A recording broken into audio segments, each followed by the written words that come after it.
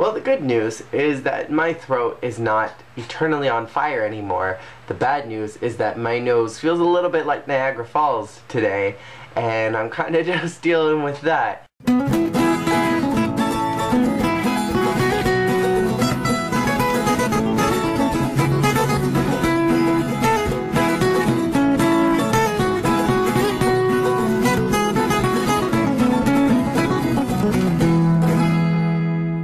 Hello everybody, as many of you know, it's kind of cold and flu season going around right now, and I hate it. I've avoided it very well for the last several weeks that everybody around me has been sick. My roommate's been dying and coughing up all throughout the last week, and I have managed to avoid it up until yesterday, and I think I finally caught it, but I think it's passing, and that's a wonderful thing, but it sucks.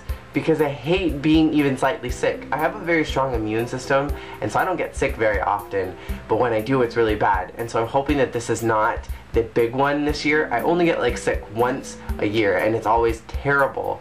I got really sick a couple of years ago, and I was bedridden for an entire week because it was just that bad, and that was in November, and I think that's the worst I've ever been, but I'm hoping that this is not it.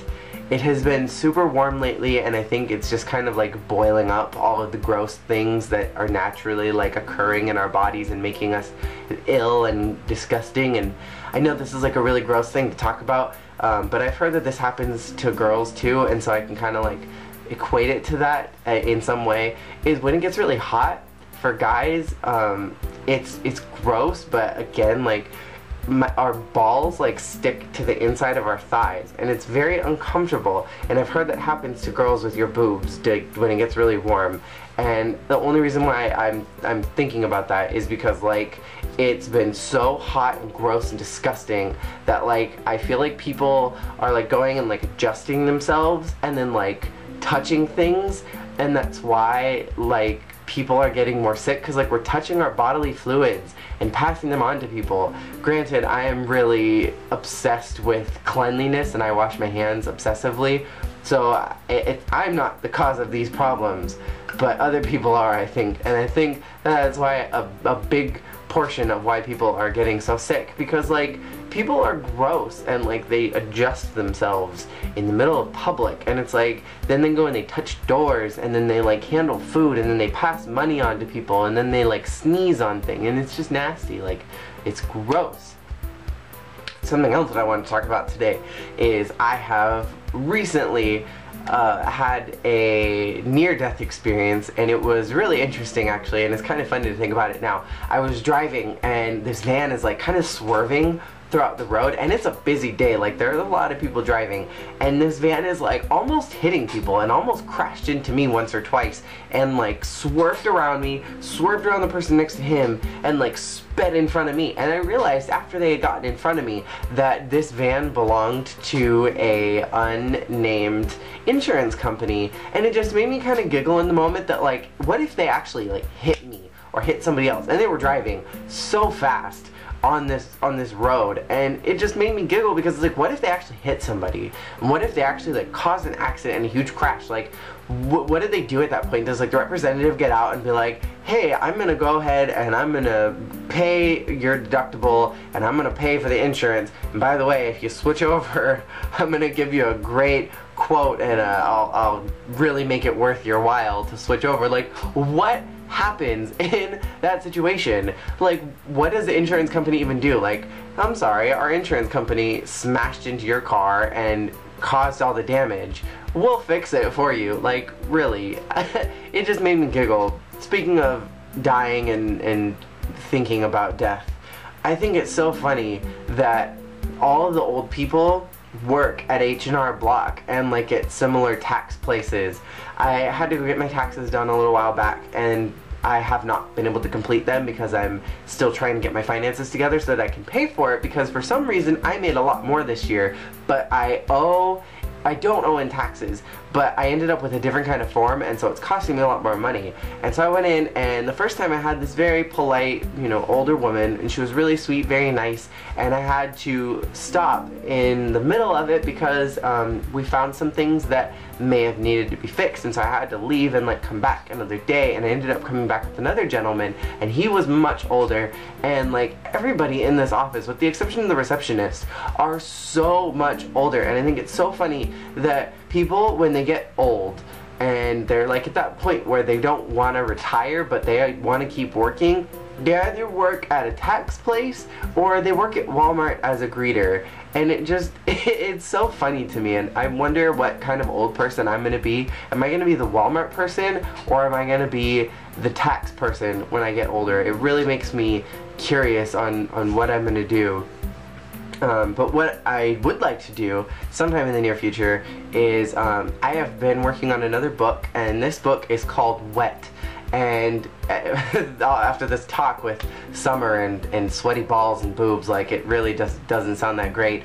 This book, I'm planning on tackling issues of women's rights and women's body issues, beauty issues and perfection within our culture, and it kind of takes place in a non-existent community. It's an existing community, but it's a fake community in a planet that I've made up, and like in its own realm, and it kind of has very similar belief systems to how we have developed our own state of the world, except everybody is equal to each other and everybody is the same, and women's rights are kind of challenged in a way that nobody really thinks about it. And I don't want to give away too much, but the premise is that all women, when they're born, they get their uterus taken out so that they can't have babies, and there are certain women who are specified as wet mothers, and from the birth process all children are like genetically modified to look perfect, so that this whole society is like this perfect society,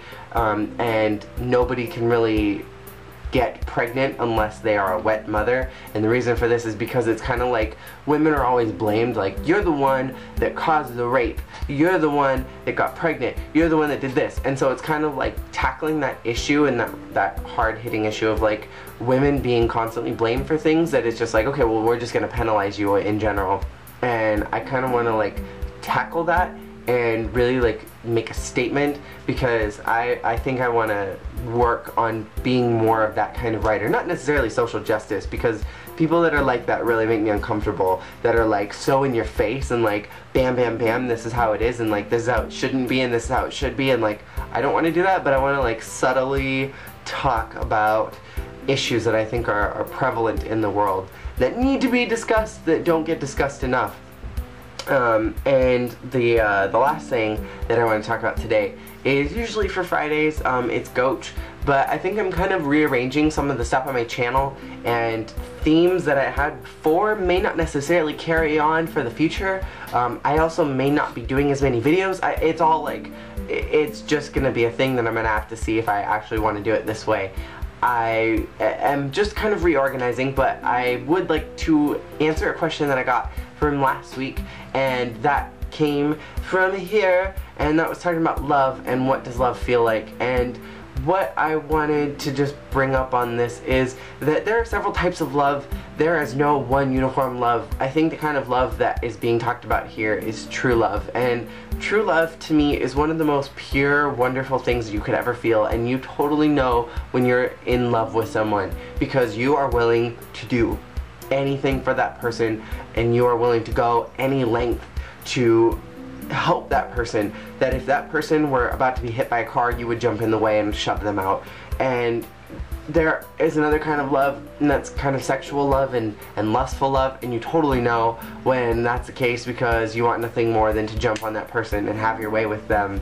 There is brotherly love, and that could just come from being really good friends with somebody, but that's, again, not the kind of love that we're talking about here.